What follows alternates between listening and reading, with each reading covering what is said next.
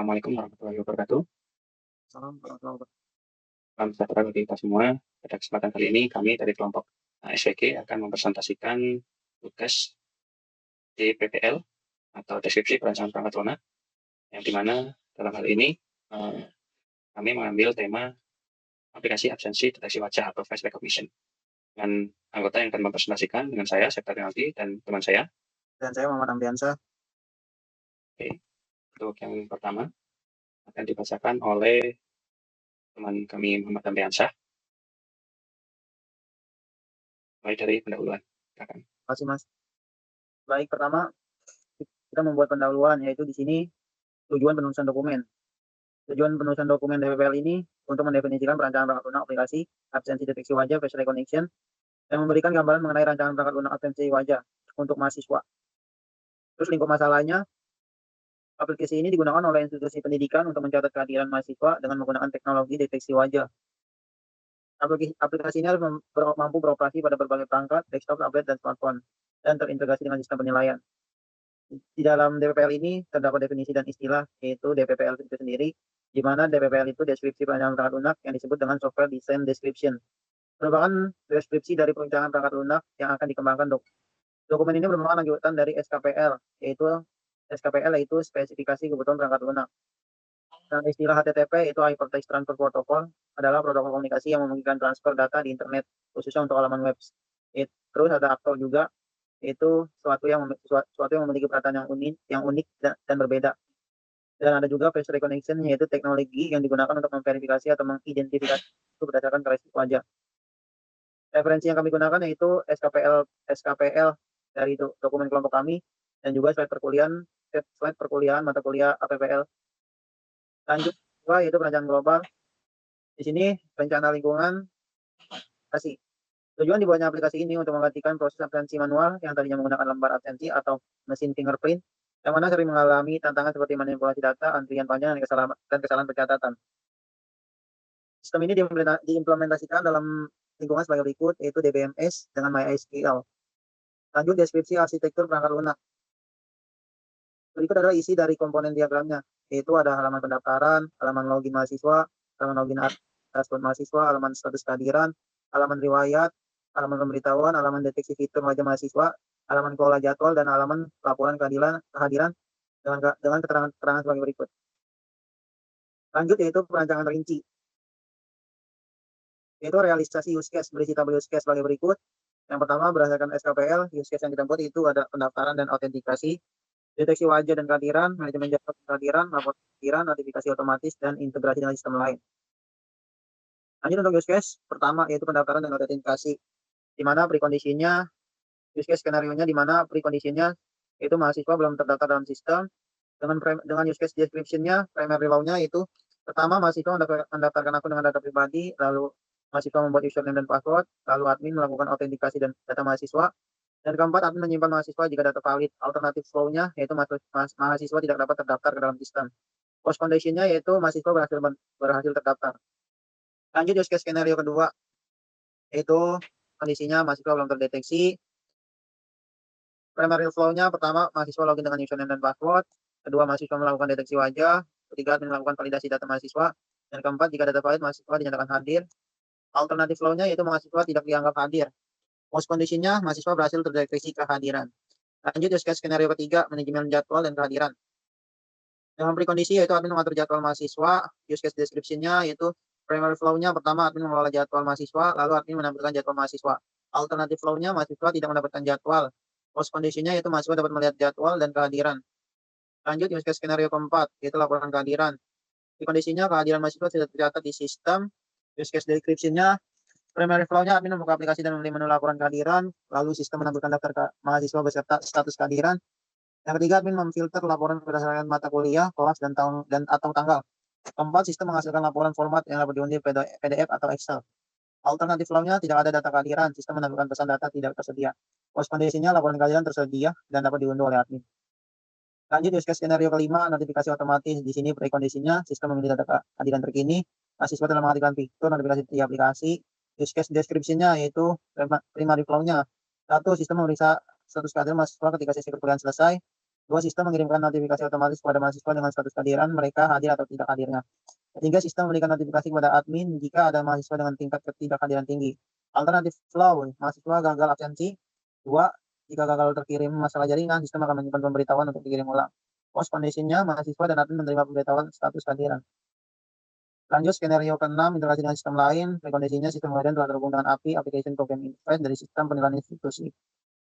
Use case description-nya, primary flow-nya, pertama, admin membuka menu integrasi sistem. Dua, sistem secara otomatis mentransfer data kehadiran ke sistem penilaian akademik. Tiga, sistem penilaian menggunakan data kehadiran dan menghitung kontribusi nilai. Empat, data gabungan dapat dilihat oleh admin dan mahasiswa. Alternatif flow-nya, jika terjadi kegagalan integrasi API error, sistem memberikan notifikasi kepada admin untuk memeriksa konfigurasi. Lanjut, post condition-nya, data kehadiran berhasil diintegrasi dengan sistem penilaian akademik. Admin dapat melihat nilai yang diperbarui berdasarkan data kehadiran. Lanjut ke UI design dan deskripsi objek UI. Use case pertama, yaitu di sini ada tabel deskripsi objek UI. Untuk pertama yaitu halaman pendaftaran. Halaman ini digunakan deskripsinya yaitu sebagai berikut. Lanjut, ID objek untuk page pendaftaran itu ada input data, input username, input password dengan jenis input text dengan label data username dan password berdasarkan keterangan berikut. Ada juga page autentikasi yaitu validasi data dan save data. Lanjut, untuk identifikasi objek dan tipe kelas untuk use case pertama, yaitu ada tabel objek perancangan yaitu nama objek barunya, yaitu ada mahasiswa, pendaftaran dan validasi input dengan jenis atau tipe kelasnya yaitu entity, control, dan boundary. Lanjut, sequence diagram use case pertama yaitu sebagai berikut. Lanjut ke UI design dan deskripsi objek untuk use case kedua, deteksi wajah dan kehadiran. Berikut tabel objek UI-nya ada halaman login dan halaman deteksi wajah. Di page login-nya itu ada input username, password, dan login. Dan pada page deteksi wajah itu ada deteksi wajah dan validasi wajah. Lanjut di identifikasi objek barunya. Itu mahasiswa sebagai entity, deteksi wajah sebagai controller, validasi wajah sebagai boundary. Berikut sequence diagram dari deteksi wajah dan kehadiran. Lanjut ke use case UI design untuk use case ketiga, yaitu manajemen jadwal dan kehadiran. Berikut ada tabel deskripsi objeknya, itu ada halaman manajemen jadwal dan kehadiran dengan deskripsi sebagai berikut. Ada page manajemen, yaitu ada input jadwal dan input kehadiran. Dan identifikasi objek tipe kelas use case ketiga itu ada jadwal dan kelola jadwal. Mana jadwal sebagai entity, kelola jadwal sebagai controller. Berikut sequence diagram manajemen jadwal dan kehadiran. Nah, selanjutnya akan dijelaskan oleh rekan saya, Mas Septa. Oke, terima kasih waktunya Mas Amri. Untuk yang selanjutnya, UI design dan deskripsi objek untuk use case keempat, yaitu laporan kehadiran. Kita di sini memiliki tabel deskripsi sebagai berikut. Untuk nama layarnya ada halaman laporan kehadiran, yaitu halaman yang digunakan untuk menampilkan laporan kehadiran mahasiswa. Kemudian ada laporan kehadiran, di mana berisi button laporan dan button laporan 2. Dan label laporan. Kemudian untuk yang pertama, akan menampilkan data kehadiran mahasiswa. Untuk button yang kedua akan mengunduh riwayat kehadiran mahasiswa. Kemudian untuk identifikasi objek dan tipe kelasnya, untuk use case laporan kehadiran, ada nama objek barunya. Yang pertama laporan kehadiran dengan jenis entity, kemudian ada generate laporan dengan jenis controller. Berikut merupakan sequence diagram untuk use case laporan kehadiran. Oke, selanjutnya untuk UI design dan deskripsi objek pada use case notifikasi kehadiran atau use case nomor 5, kita memiliki objek UI halaman notifikasi yang merupakan halaman untuk menampilkan dan mengirim notifikasi kehadiran mahasiswa oleh admin.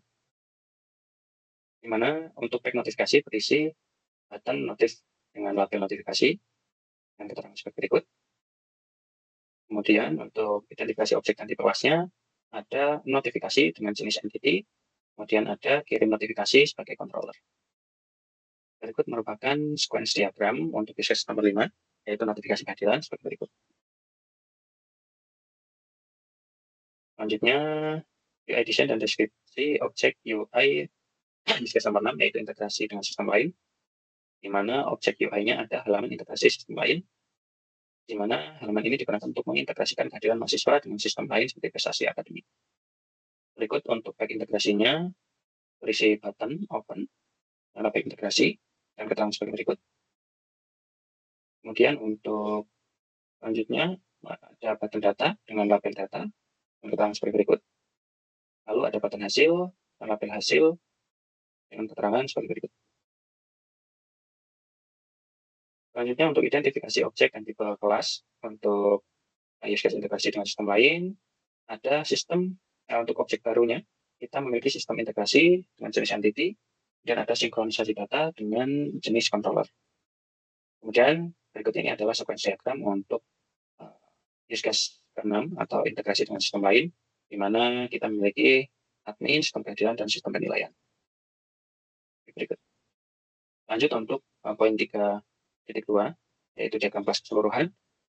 Kita memiliki diagram keseluruhan kelas MVC sebagai berikut, yaitu satu model layer yang berisi mahasiswa, admin, jadwal, dan laporan kehadiran. Yang kedua ada controller layer, ada out controller, kehadiran controller, jadwal controller, dan laporan controller. Kemudian yang ketiga ada view layer, di mana di dalamnya terdapat login view, dashboard view, dan laporan view. Kemudian untuk poin selanjutnya yaitu perancangan detail kelas. Untuk detail kelasnya di sini kita memiliki tabel. Untuk yang pertama, nama kelas perancangan kita memiliki mahasiswa dengan atribut name, nama, email, password, dan status kehadiran. Dan metode validasi data dan update kehadiran. Dan untuk admin, ada ID admin, username, password, dan metode autentikasi admin, dan ada jadwal dengan atribut ID jadwal, mata kuliah, waktu, dan dosen. Kemudian untuk metodenya, tambah jadwal dan hapus jadwal. Kemudian untuk yang poin 1, ID 1.4, ada laporan kehadiran, yaitu ID laporan, atributnya, kemudian mahasiswa, dan jadwal. Dengan metode atau operasinya adalah generate laporan. Dan untuk poin 2, untuk ID kelas 2.1, ada out controller dengan metodenya, daftar mahasiswa, dan login. Dan kehadiran controller di poin 2.2 yaitu validasi wajah dan catat kehadiran. Dan untuk jadwal controller dengan metode kelola jadwal. Dan untuk laporan controller ada buat laporan dan kirim notifikasi. Kemudian untuk data ID 3.1 yaitu login view dengan metode tampilkan form login dan tampilkan error. Dan untuk dashboard view dengan metode tampilkan status kehadiran dan tampilkan jadwal. Kemudian untuk yang terakhir laporan view dengan metode tampilkan laporan. Selanjutnya ada perancangan algoritma dan atau query. Di sini kita memiliki beberapa algoritma dan query. Yang pertama algoritma 1 dengan nama kelas out controller, nama operasinya daftar mahasiswa dengan algoritma sebagai berikut. Ada 7 algoritma yang kita miliki. Terima input data yang mencakup ini nama, email, dan password, kemudian periksa name sudah ada dalam database atau belum, validasi format, enkripsi password menggunakan algoritma hashing, simpan data mahasiswa ke dalam database, kirim notifikasi pendaftaran berhasil ke email mahasiswa, bagikan status pendaftaran berhasil. Dan untuk algoritma kedua dengan nama kelas kehadiran controller, dengan nama operasinya catat kehadiran, dan algoritma seperti berikut. Terima input berupa objek mahasiswa dan jadwal, lakukan validasi wajah mahasiswa dengan teknologi pengenalan wajah. Kemudian yang ketiga, periksa apakah jadwal saat ini cocok dengan jadwal perkuliahan mahasiswa. Dan yang keempat, simpan data kehadiran mahasiswa pada jadwal yang sesuai ke dalam database. Dan terakhir, kembalikan status berhasil dan notifikasi ke mahasiswa. Untuk algoritma ketiga, nama kelas laporan controller, dengan nama operasi buat laporan, dengan algoritma terima input berupa objek jadwal. Yang kedua, query database untuk mengambil semua data kehadiran berdasarkan jadwal tersebut. Tiga, buat laporan kehadiran dalam format tabel, yang di dalamnya berisikan informasi ini, nama, status kehadiran, tanggal, dan waktu. Kemudian 4, simpan laporan dalam format yang diinginkan, biasanya dalam format PDF atau Excel. Dan terakhir, kembalikan laporan yang dapat diunduh oleh admin.